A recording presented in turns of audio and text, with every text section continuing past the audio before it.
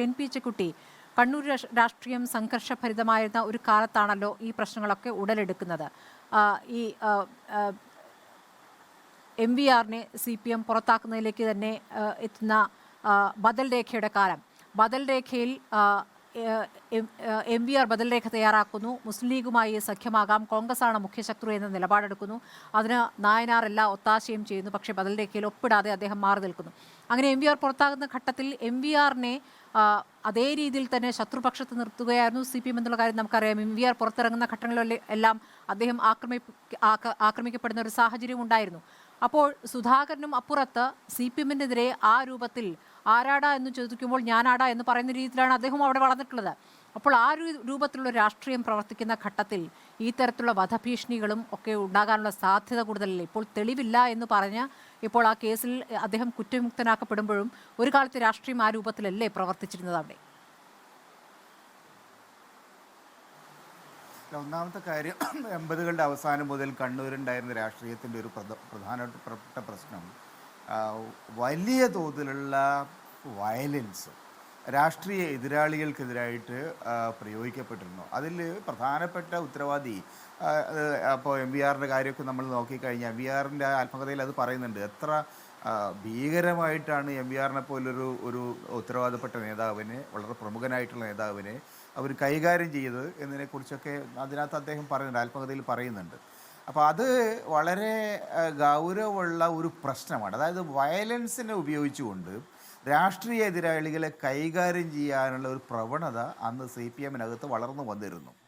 അപ്പോൾ ആ ഒരു പ്രവണത ഇരിക്കുമ്പോഴാണ് ഈ 95-ലെ ഈ സംഭവം നടക്കുന്നത്.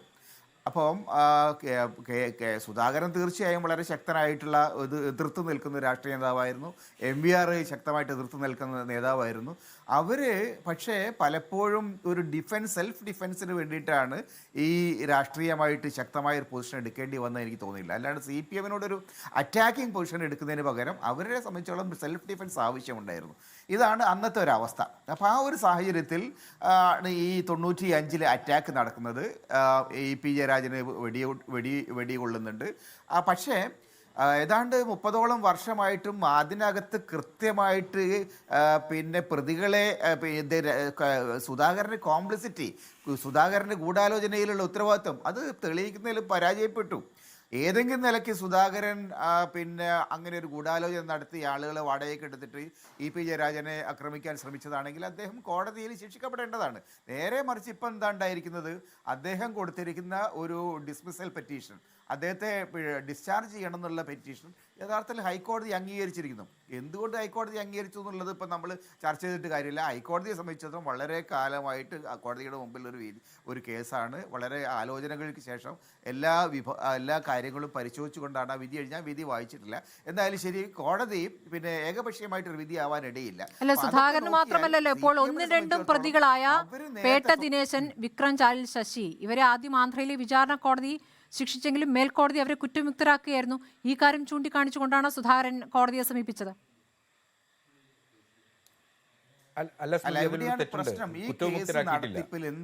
ഒരാൾ മരണപ്പെട്ടു പോവുകയും മറ്റൊരാൾ ജയിലിലുമാണ്. ഒരാൾ കൊല്ലപ്പെട്ടു എന്നുള്ള കാര്യം ശരിയാണ്. ഒരാൾ മരണപ്പെട്ടു പോവുകയും മറ്റൊരാൾ ശിക്ഷ അനുഭവിച്ചു തുടങ്ങി. ഈ കേസ് അല്ല, അത് വേറൊരു നമുക്ക് പിന്നെ ഇതിൻ്റെ ബേസിക് ആയിട്ടുള്ള വിഷയം എന്താണ്, ഒരു പ്രതി ആക്രമിച്ച ആളെ ഗൂഢാലോചനയായിട്ട് ബന്ധപ്പെട്ടാണ് നമ്മൾ സംസാരിക്കുന്നത്. സുധാകരൻ്റെ ഇതിനകത്തുള്ള കോംപ്ലിസിറ്റി, അതിനുള്ള ഉത്തരവാദിത്വം അത് 95 മുതൽ CPM നിരന്തരമായിട്ട് പറയുന്നുണ്ട്. ഞാനതൊക്കെ അന്ന് റിപ്പോർട്ടറായിരുന്ന കാലത്ത് നിരന്തരമായിട്ട് അവരുടെ പൊളിറ്റിക്കൽ ക്യാമ്പയിൻ സുധാകരനെ മാത്രം ഫോക്കസ് ചെയ്തുകൊണ്ടായിരുന്നു. പക്ഷേ ഇന്ന് വരെ സുധാകരൻ അതിലുള്ള ഉത്തരവാദിത്വം തെളിയിക്കുന്നതിൽ അവർ പരാജയപ്പെട്ടു. ഇപ്പോൾ EP പറയുന്നത് ഞങ്ങൾ സുപ്രീം കോടതിയിൽ പോയിട്ട് എന്താ കാര്യം?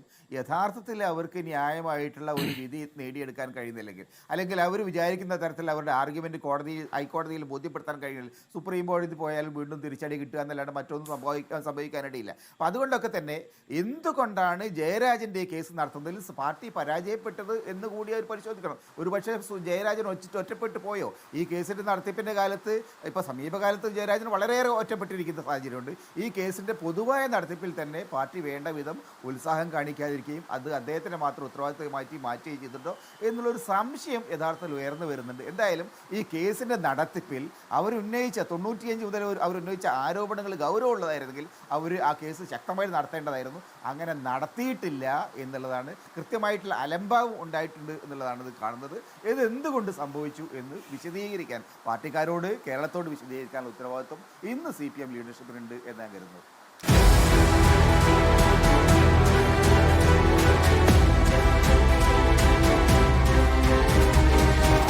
ഡിബേറ്റ് വിത്ത് സ്മൃതി പരുത്തിക്കാട്.